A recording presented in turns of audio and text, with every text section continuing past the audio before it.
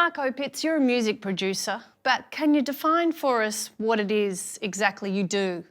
The best way for me to describe what a music producer does is sort of to give the analogy of a movie director, and I assume most people know what a movie director does because it's a lot more popular, in the sense that, like a movie director gets a script, someone comes to me with a song.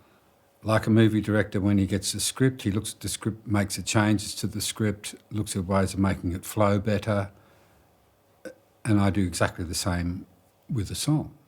Like a movie director, I've got to know how a camera works, I've got to know the technical side of things, how it's going to be recorded. So instead of a camera, obviously we use digital recorders, etc., and consoles. So I've got to be across all that. I've got to be across the effects, just like the editors do in vision. For a director, has to be across whatever effects are being used. I have to be across that in audio. But most importantly, I think the buck stops with me is where it goes. So what I try and do is make records. I don't make songs. I make records. I don't, just like a scriptwriter might write, or an author might write a book. He doesn't make a movie. And in my case, a writer will write a song, but I make a record. And so I compare it very much to like making little movies, if that makes sense. Mm. You've said that your children can recognise all the records that you've produced in your career. Yep. But is there an Australian sound as such? Or can you define an Australian sound, particularly with the records you were involved with, say, in the mid to late 70s right through to the 80s? Well, an Australian sound is an amalgam of an American and an English sound, I guess is what you'd have to say, because it gets down to how the songwriting and the performers were influenced, more so than what we do in the studio.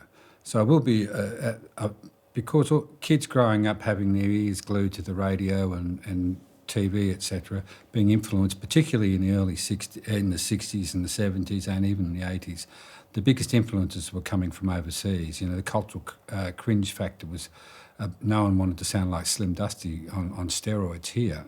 It was more about, which is the real Australian sound, about the bush, etc. So it was a case of them wanting to be sounding more worldly, so they fitted in America, so they fitted in England, and in doing so, because they were borrowing from both sides of the coin, inadvertently, that would create their own sound, which is, and the beast will build itself, and that would become what we generally refer to as the Australian sound. That's in my opinion. I think in the studio, we also took the approach of being a little bit more raw because we didn't like everything being so sickly sweet. And you got to remember that the great advantage Australian bands had was not just drawing on the English and the American whatever sounds, but they were able to play live a lot, which wasn't the case in Britain, which is not the case in Europe, it sort of is now, and certainly wasn't the case maybe it was in America to a degree. When the big beer barns opened up in the 70s and 80s, that was it. Bands were playing 8 nights a week, basically. In other words, they were playing maybe one pub, then go to another pub for another set, and then just play multiple sets at different pubs.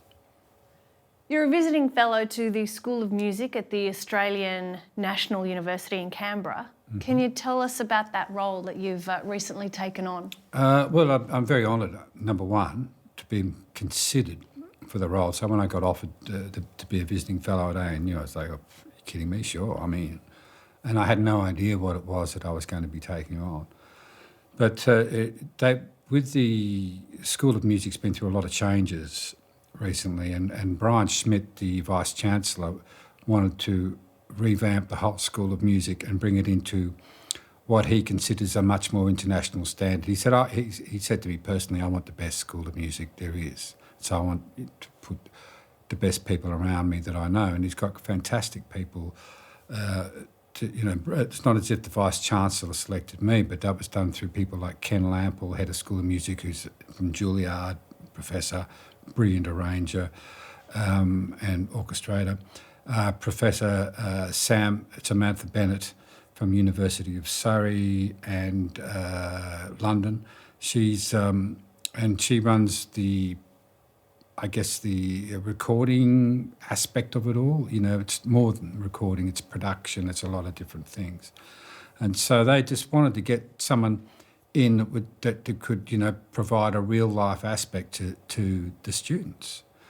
And so it appealed to me greatly because it wasn't like teaching at an audio school, which, I mean, I've done the odd guest lecture at SAE, etc., and at RMIT and NMIT, but to go to a tertiary level, this sort of tertiary level, where the whole focus is what's required of you is not just to give lectures, but to help rewrite the syllabus for next year, to modernise, to contemporise the degrees, etc., without losing what they were famous for, which was the classics and jazz as well. But now we just want to make sure it's equal genre. It's rather than being genre specific like it used to be. And so a lot of the old wood has been cut out and just brought it up to the 21st century, and thereby then we can take the whole thing to the world. And my role is basically, as I say, to give lectures, and I will be bringing, if you're familiar with the Actors Studio, people in for Q&As where we sit down and I'll interview someone, or either myself or head of school will interview a particular international or Australian artist, and then we throw it open to the students for a Q&A, etc. So there's lots of different things, but the whole lot, my big input into it is to really just bring the benefit of all my experience I can into it. Luckily for me, you know, I worked in the classics as well as rock, as well as jazz, all that sort of stuff. So, but it's all music to me. Mm-hmm. Let's talk about some of the artists you've been involved with over the years.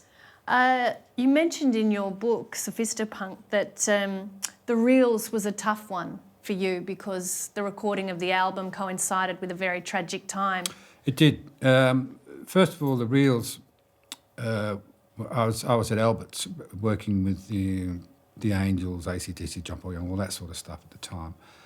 And they were they got in contact with me through a friend of mine, Peter Plavsic, who was the A&R guy at Phonogram, or Polydor, I think it was called at the time. And he had this band that he wanted me to have a look at. And so they're one of the very, very few bands that ever got into Studio One who weren't an Albert's act.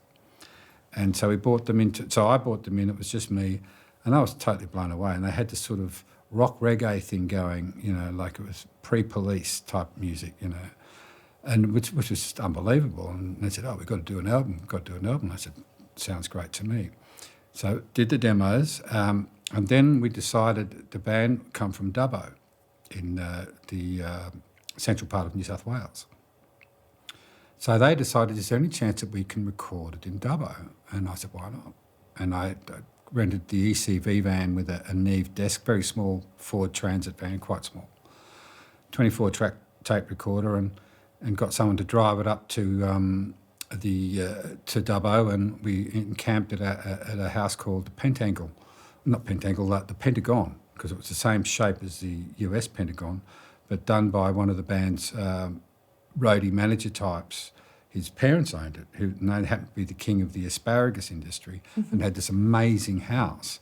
So we set up a camp there and started recording.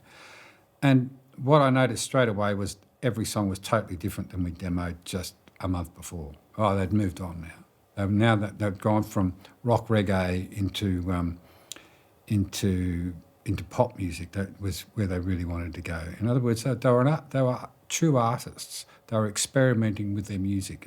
It wasn't, this is us and how we go. They were trying new things all the time. And that's mainly through through Polly, the keyboard player, and David Mason.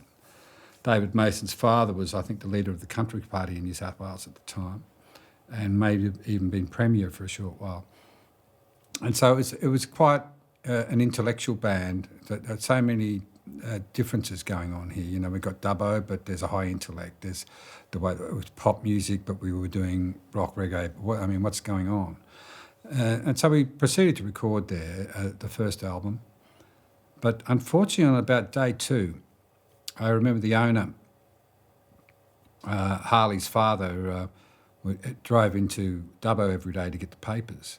But But on the way back, and he took his little dog with him, but on the way back, it was hit by an XPT train, which is a high-speed intercity train in New South Wales, that as he was going across a railway crossing, which goes there every time, same time of day, every day. This guy goes and gets a paper every day, same time. So it was really weird that this happened.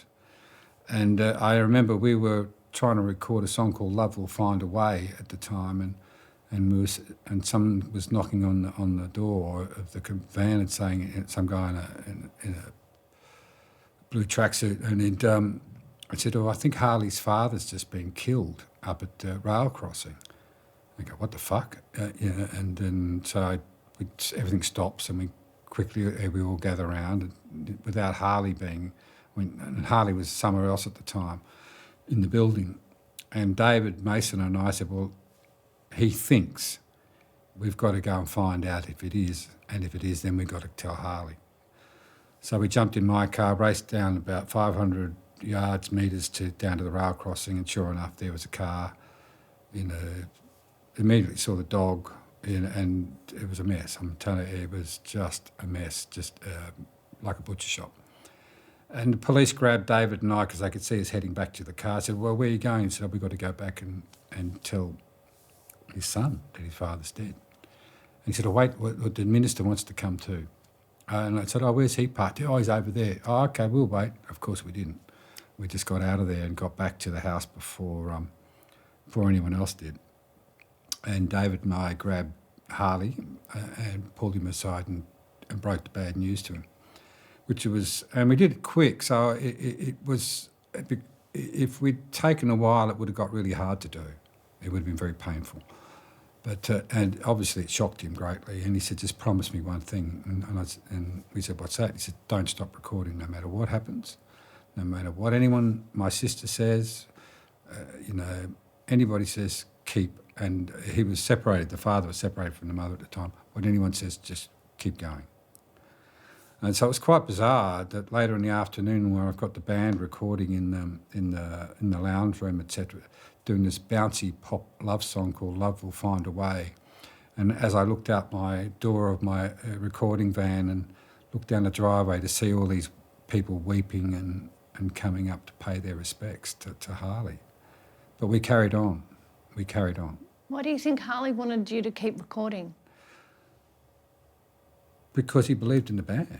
He believed in what we were doing there, and he didn't think that, he knew that we were about to be on a roll doing stuff, and if we'd stopped then, it would have been a case of, which we were quite prepared to do, but it would have put him back months. And for him, it was important. The Reels their albums are brilliant, and they are loved by so many Australian musicians. They're like the musicians. Steely Dan. Case in point. But why don't you think they ever reached their, a commercial potential? Well, I guess I did with a couple of tracks like Quasimodo's Dream. Yeah. I did that first album, which obviously was an introductory album, so that we didn't get any. We got some radio play on it. Then we did a cover years later called Bad Moon Rising, which did well as well.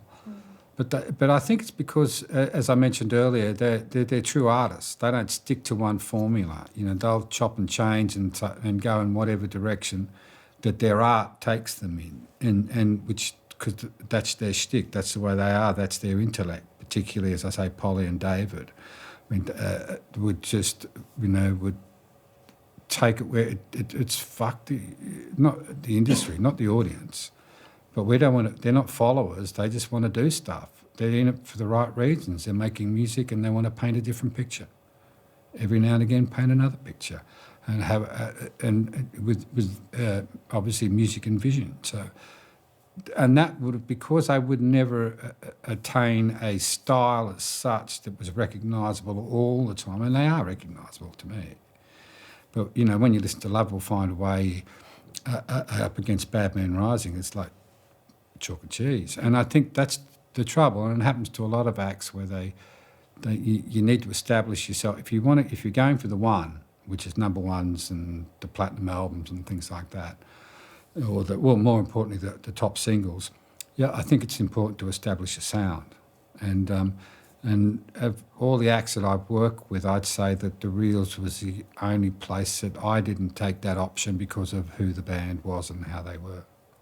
Well, one band who did stick to their sound from day one and managed to maintain it and become very successful with it was the Hoodoo Gurus, who fused 60s garage pop and 60s pop together and became very successful. What was your involvement with them? I came in, I think it was the fourth album called Blow Your Cool. And the funny thing is that it was quite strange the way I got offered the job. And I got offered the job out of New York, out of Elektra Records. It got in touch with me through INXS's lawyers and asked me if I'd be interested in doing the Hoodoo Gurus. And I said, oh, shit, yeah, I love Mars Needs Guitars. I mean, it's such a great album, but, yeah, I'd love to get involved. And at this stage, I think I was working in Los Angeles or New York or somewhere. And so we had meetings with the record company, and I said, these guys are great. They're really killing the college circuit at the moment. Now, the college circuit is like the alternatives music, basically. But they used to call it the college circuit because all college kids go to shows, etc., as opposed to the main stadium rockers like your REO Speedwagons of the time and, all those type of bands. So, but what Elektra wanted was to actually take them, see if they could take them out of the colleges and get them to the stadium as well. So their brief to me was exactly that. Can we get them out of, we're killing the colleges at the moment, doing great, but college kids don't buy records. They listen to records, but they don't necessarily buy them. And they go to shows, but they'd spend their money on other stuff. And so so we need to get, across to a wider audience, so more stadium. So I said, well, okay, I reckon I can cross-pollinate that. And I remember coming back to Sydney and going to rehearsal with Damien Gerard with Michael McMartin and meeting the band and chatting to them, and I'm expecting to have the big, hey, great, love this, love that. And it was weird. The first rehearsal was like, they acknowledged me, but only just. And we'll play the song. And they played all the stuff to me, and I'm going, oh, this is great. I'm got none the wiser to anything else. And what I didn't know was that what had happened at their contract, they had a bad contract with a particular Australian record company, a small Australian record company, but they owned them wholly. And that contract got sold on to Elektra, who now owned them wholly at that time. And so they didn't have any say. And I had no idea that they just wanted to stay a college band or whatever, because they didn't ever express it to me. But and so we went into the new Albert studio over in Neutral Bay and started recording. And as I probably mentioned, and when we started doing that, it was even weirder because Mark Kingsmill, the drummer, came to me and said, look, I just want to record the tracks by myself. And I'm going, yeah, right. So what? So we put Clyde in and just you and Clyde rhythm section. No, just by myself. Oh, what about Dave sings along? And no, not Dave, not anybody, no click track, no nothing. I know exactly where everything works. And I said, mate, we've got to make this sound like it's a band, He said, trust me. So for 2 days, I sat there recording Mark Kingsmill playing drums by himself till we had 12 tracks. To nothing, playing to nothing. Cymbal crashes going off, everything, things like that.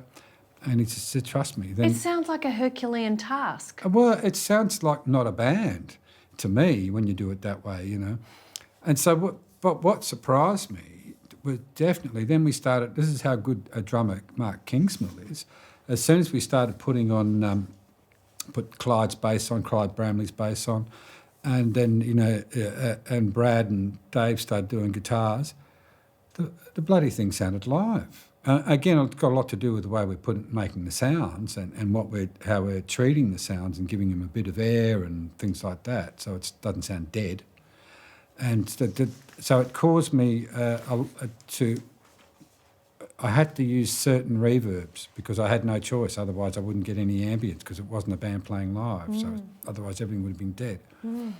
So it caused me to redesign certain reverb patterns and things like that, and do it and also remembering it's got to be a bit more stadium-y and all that sort of stuff. And we did obviously so many good songs. Like "What's My Scene," classic, off that. And Dave Faulkner hated it. Hated the mix, hated it, hated everything I did. And I was so surprised, because I gave him a Mets T-shirt, I got New York because I knew he liked the New York Mets. Tried to do, everything, at 6 o'clock we had to go and watch Perfect Match. Everybody had to go and watch Perfect Match. It was quite bizarre. I remember on his birthday, sort of the best way I can describe him is that a lovely guy, but his sister came in with a birthday present for him, and it was a sushi set for one. For one. And so I guess that's Dave. But so idiosyncratic, definitely. But we did some plenty of great, tracks on there. I think we had, was it the Go-Go's singing on there? Brad was going out with... Michael Steele of the Bangles. The Bangles, that's right. So the Bangles got involved on backing vocals on one of the track, but when you listen to the album as a whole, because it was done, I guess, with the drums separately, two things happened. One, yes, we could get a bandish sound out of it, but we also had the option to go another way as well, which we did on several tracks, particularly with that particular track, which was called Good Times, funnily enough. And what's even more bizarre about that is that I recorded the INXS Jimmy Barnes Good Times halfway through that album on the weekend off. And here I was at Albert's. And so when I came in on a Monday morning with the acetate, played it to George and Harry of Good Times from INXS Jimmy Barnes. And I may be digressing a little bit here, but I was always scared of what they thought of covers because of their past history of how they hated everyone's cover of any of their songs, but they took the royalty nonetheless. But later that night I was doing a guitar overdub with Dave. Dave doesn't remember it. And Al Wright was the engineer, and I'm sitting there, and all of a sudden the door opens and in comes George Young, first time I've ever seen him really drunk, and shoves his hand across the console to shake my hand, saying, "Fucking good job, great job. Great job," and then turned on his heel and left, much to all our amazement. So I felt pretty good about that. But anyway, so Good Times, we did the other version of a different song entirely that Dave had written, and the Bangles did all the backing vocals on it, and it was very sweet. But I believe that, but Caravan, there's some great songs on there, and Electra were really happy. I think Good Times... It was an easy top 10 here. Not Good Times. What's My Scene was massive, and actually has become their signature song. It was the biggest hit they ever had, but it still didn't stop Dave's opinion of me, unfortunately. And Clyde left the band shortly after to be replaced by Rick Grossman, who I'd worked with in the Divinyls. Brad Shepherd I'd worked with in the Hitmen. Mark Kingsmill I'd worked in with the Hitmen as well. Dave was the only one I really hadn't worked with before. But it was an exciting time in the sense of trying to take a band to a different level. But as I say, unbeknownst to me, they didn't have the same brief that I had, and that's why I think we had a bit of friction there. It never got down to friction like, you got to do this, that sort of thing. It was just this vibe always there that I felt slightly resented. One of my favourite tracks that you produced was the Venetians, So Much for Love. I love doing that. The Venetians were only, from memory, and you can correct me, a 2 or a 3 hit wonder in there. They had a very short lifespan in the scheme of things. Fronted by an Englishman called Rick Swin, who disappeared pretty much after the Venetians' use-by date. That's true. Venetians. I was sent, I'm just trying to remember who sent me the songs, probably Rick or Dave Skeet, who was a guitar player. They sent me a couple of songs, and So Much for Love and a song called Inspiration.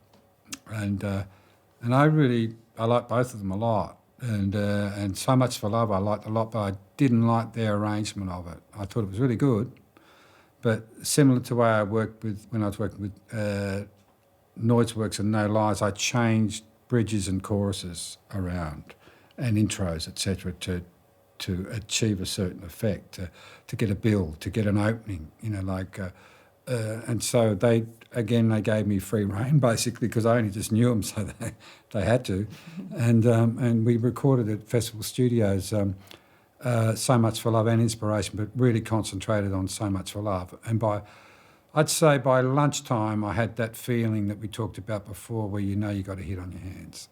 I just knew, I could feel it. I said, yep. And maybe again, arrogant, overconfident, not sure, but it's one of those occasions where I said, yep, this is going to work, and it's going to really work.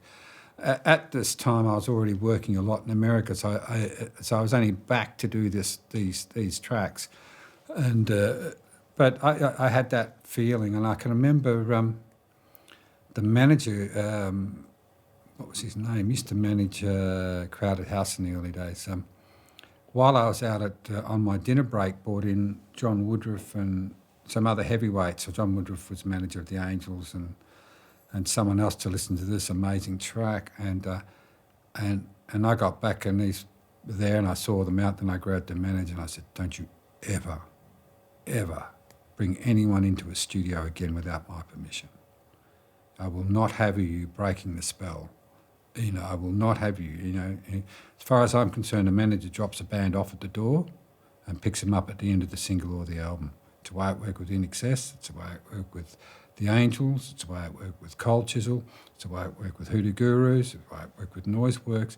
But to have that happen does two things. It can break the spell, not just of the band and distract them and have someone blowing hot air up their asses, but me.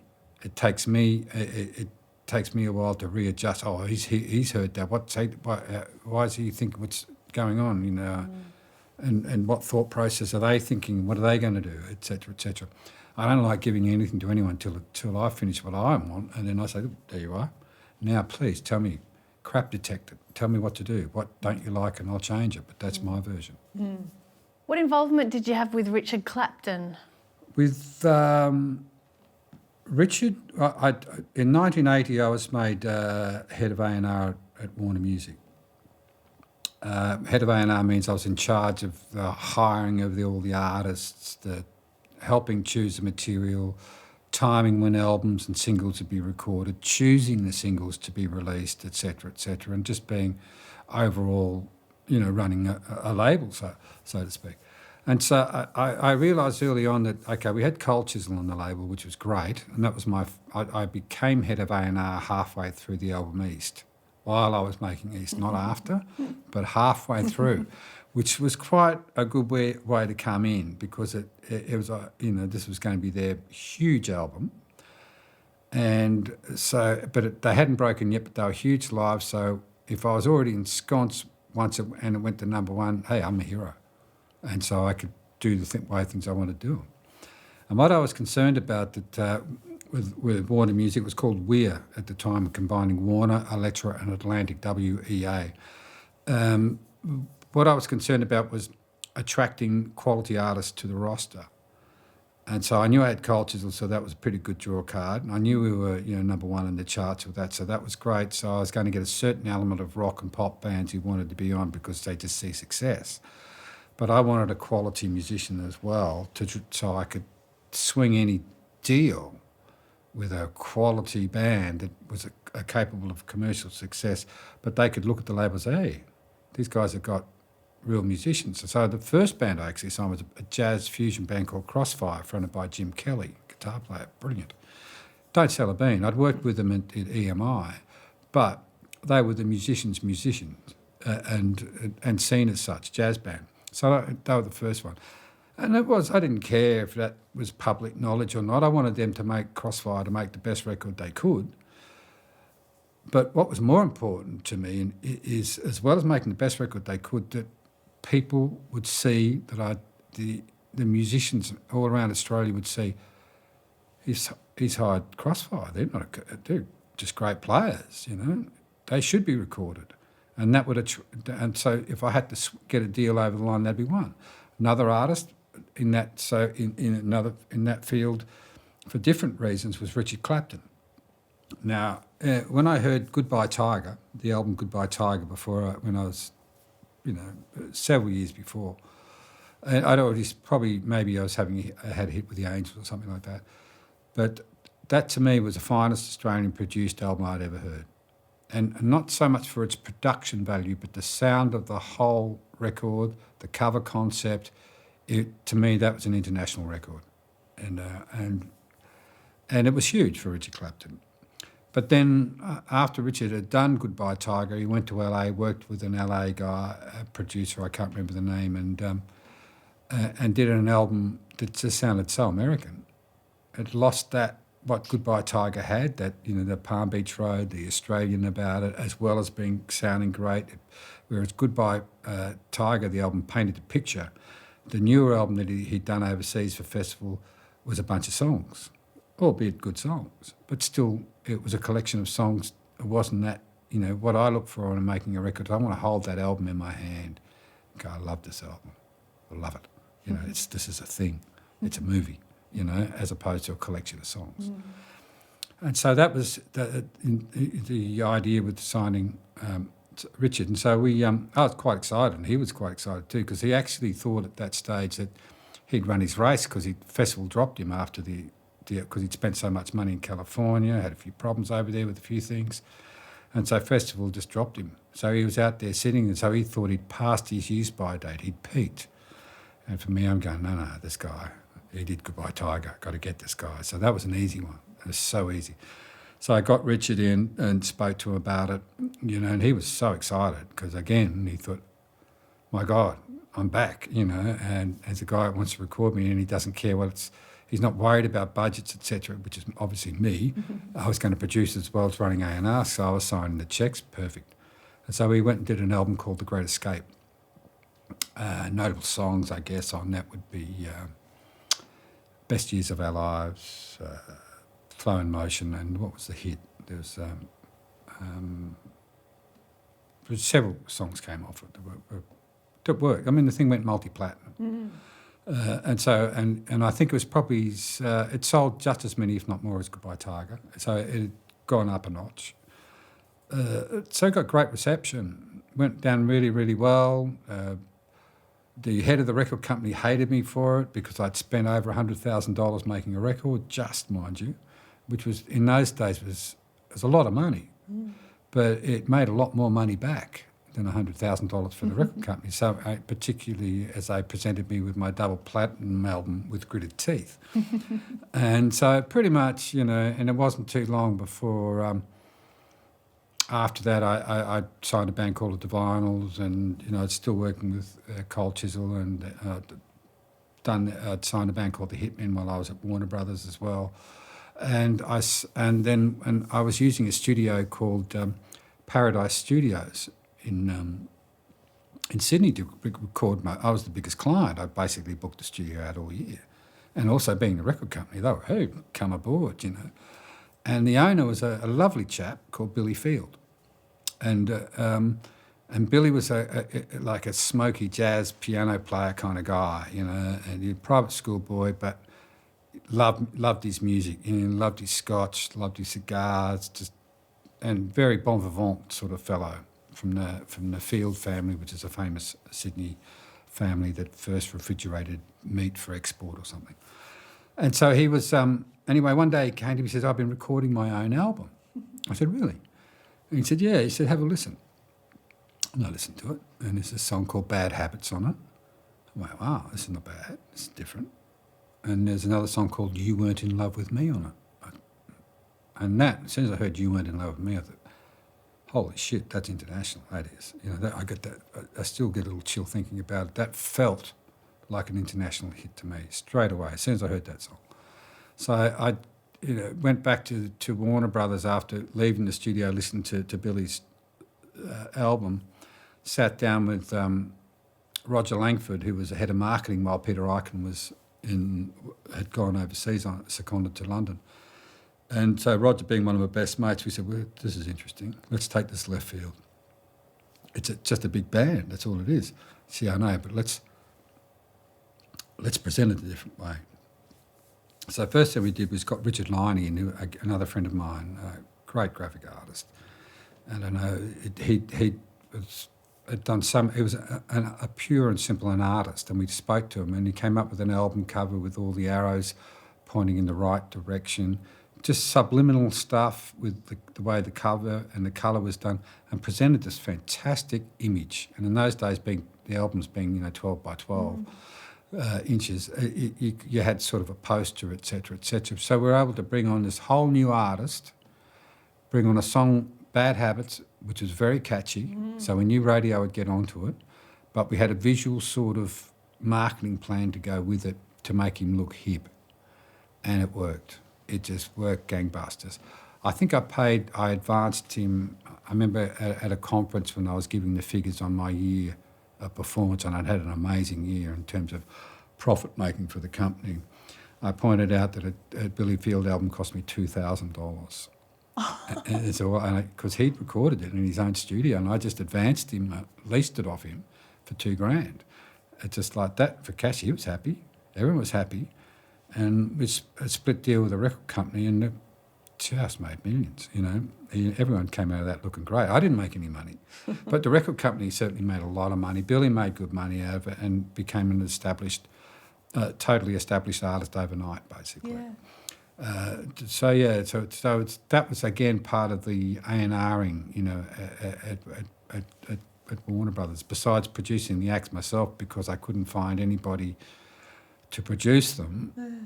Although I did find, I signed Swanee as well, Jimmy Barnes's brother, for obvious reasons, and Jimmy won't mind me saying this, but I've always said that out of the two brothers, Swanee's got to be technically the best singer. I mean, his range is phenomenal, particularly at that age. He had so much power.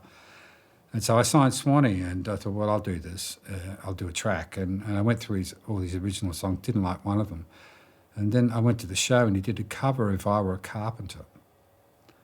And I went, right, that doesn't sound like the original at all, but it sounds magnificent. So I took him into the studio, and into Paradise Studio again, and recorded If I Was a Carpenter, which he gave a real soulful, like Tina Turner type version of it, real majestic, as opposed to a folk song as it was originally written.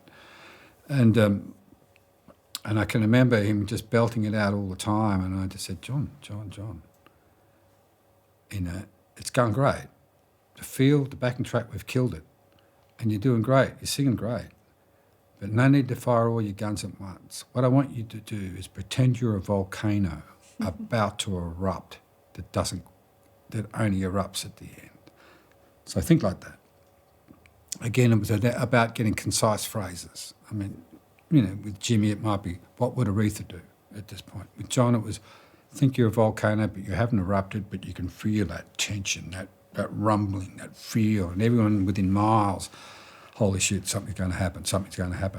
That's the feel I want you to give to this song with your vocal. So don't shoot all your guns at once, but certainly show everyone from the first note the potential is there, but you just don't know when it's going to happen. And that's the approach we took to that. So again, that was coming back to my A&R duties at Warner Brothers. But again, in this case, I got Mark Moffat to produce the rest of the album. And then at the end of the album, and Mark and I are still good friends, he's in Nashville, he came to me and said, can you mix it? And mate, I can pay you. He said, no, I want to move to Nashville, and I just feel too close to it. So in the end, I had to mix the whole album, but I did the one song. So as an A&R guy, I was producing, I was remixing, I was executive producing, and helping people get their careers in order, helping people fire and hire, say in the case of Divinyls. So you do a lot of different things. Just getting back to Richard Clapton, years later I did an album with him called Solidarity, which was funded by Triple M. When I say Triple M, Rod Muir funded it, who owned Triple M at the time, or owned the majority shareholding. So I'm sure that'd be close to your heart. And which wasn't as good because I don't think Richard was in a great place at the time. But it was some still great tracks on that album and severely overlooked album as well. So I actually did, Solidarity with him. Solidarity named after Lech Walesa in the Polish, not riots, the separation from communism, etc. Oh, right. Well, let's talk about Mushroom 25. It was such a big occasion. The Mushroom 25th anniversary was 1999. Michael obviously was very aware of what was coming up. And usually at 6 o'clock, 7 o'clock, a few of us would gather in the office and have Fantas or beers, depending how you felt at the end of the day, and throw things around. And so one evening I was up there and he said, we're going to do the Mushroom 25th concert. I've always wanted to have a concert at the G. The G is my turf. I am Melbourne rock and roll. I am Melbourne music. And the G, I should have a concert at the G, and I want to pack the G out. And I want to use it for the 25th anniversary with all our acts. And I want you to be the musical director. Oh, okay. Well, no trouble finding the acts, because they're all on the roster or have been on the roster. Yeah. How are we going to close? That's up to you to find out. Oh, you've got to be kidding me. And so, and obviously to close a big show like that, you've got to have something peaking, and like Jimmy was huge at the time. Maybe at the start of, he'd been huge for a long time, Jimmy Barnes, and I think this was maybe around the time where it started to tail off a bit with Jimmy. Obviously Kylie was huge, not as huge as she got, but totally on the way, and had a string of hits in the UK. So we knew we had a couple of acts there, but they were very obvious. And the whole thing was we were trying to generate interest in the show. And so while I was working on the show, we were going through the acts, and Michael and I would have meetings, etc., etc. The unfortunate thing that happened while we were putting the show together was that Michael Hutchins died. And I got a call from INXS management and the band asked me if I could come to Sydney for 2 or 3 weeks to go through every bit of recorded material that they have, just to see what they've got. Let's do a stock take, let's do this and see what we've got before everything gets out of control. And so I went up to Sydney and I was working with INXS, and obviously we were looking at tracks, and then I remembered Good Times. That came out on the Mushroom label. Didn't come out on Warner Brothers. It came out on the Mushroom because Jimmy Barnes was involved. INXS had their own deal as INXS with Warner Brothers, but not in this case. If they wanted to work with another artist, etc., that wasn't included in the deal. It was very clever of Chris Murphy to have that. The deal worked out so much in INXS's favour. One of the first deals that was in this country done like that. And so this weird thing presented itself to me. It said, well, why don't we just do Good Times? And I couldn't wait to tell Michael, why don't we, I hadn't told INXS, hadn't told Jimmy. I just flew it at Michael. I said, Good Times. It came out on, he said, we can't do that.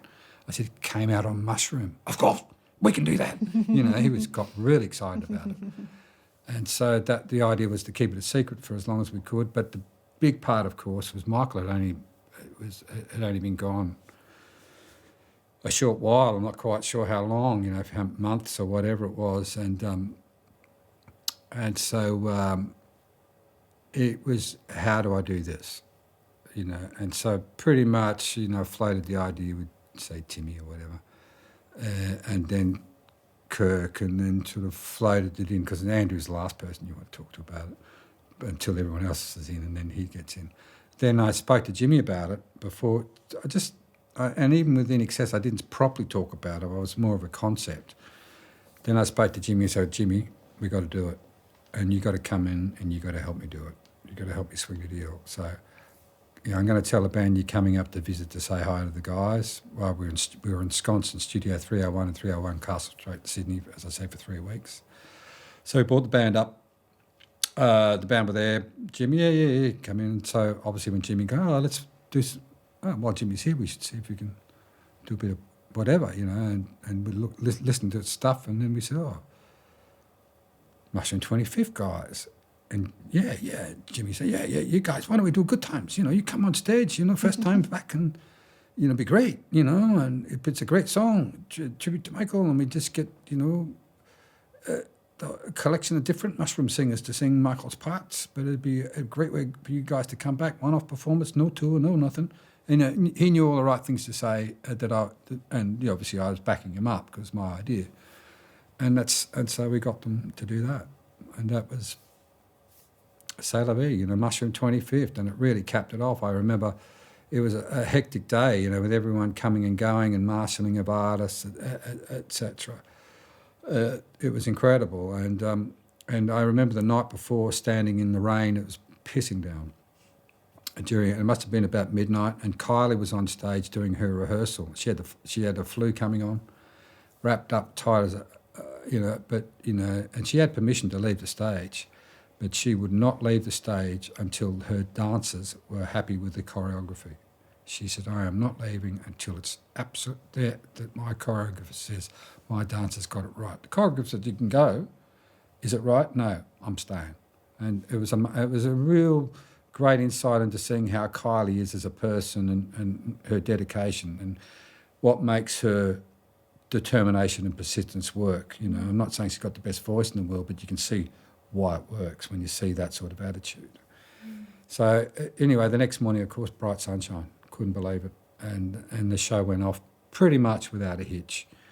And right up to, at the end, I can remember scrambling about, oh, shit, we've got to get the other singers for Good Times, and trying to get, Kate Sobrano or whoever, up on stage with, Diesel, Kylie, whatever, because, on stage. And we had this massive thing going on. Of course, we were recording the whole thing as well, so that's even more fraught with danger trying to get that part right.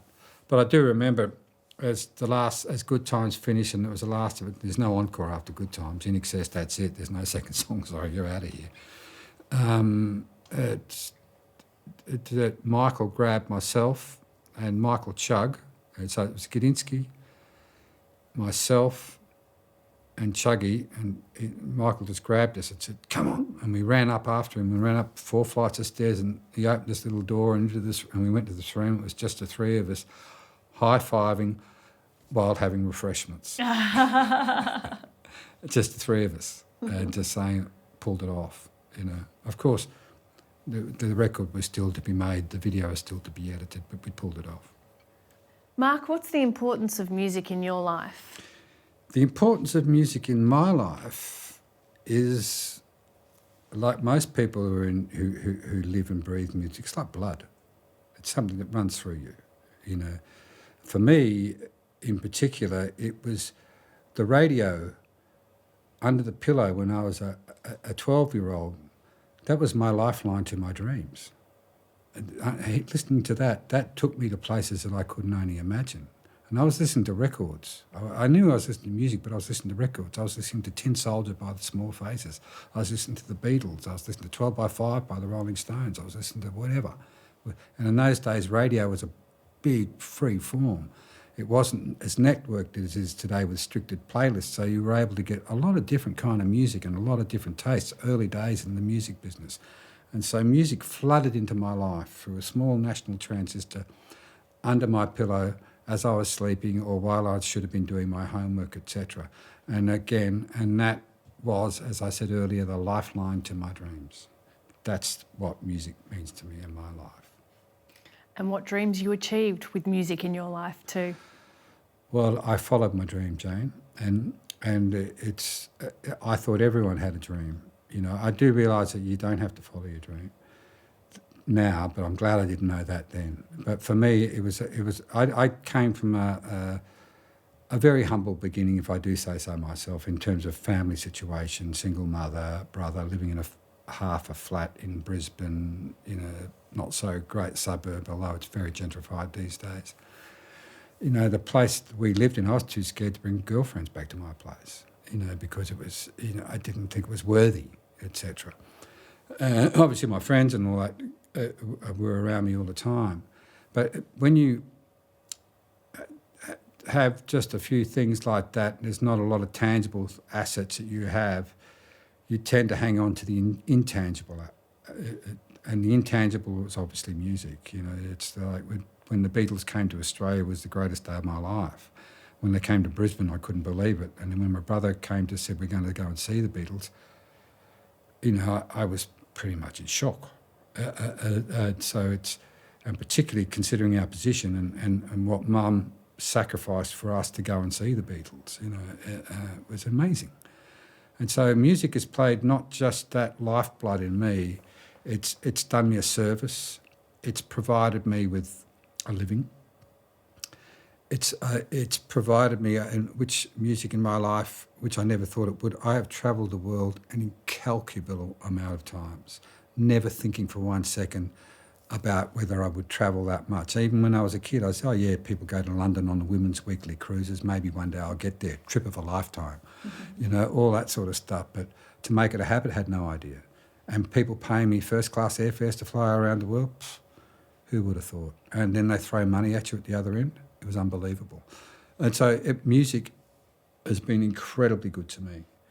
It's been, so from starting as an inspiration and then turning into a life force and then in turning into providing an education for 4 children and providing for me and my life, it's, who would have imagined? What Australian song lyrics would you like on your tombstone? What I'd like, if it was a song lyric on my tombstone, it'd be, who needs that sentimental bullshit anyway? From Flame Trees. That's beautiful. And as what else I'd like on my tombstone? That I made a difference. If it's he made a difference, that's perfect. But who needs that sentimental bullshit anyway? Mark Opitz, great to talk to you as part of the Australian Music Vault today. Thanks for your time. Thank you.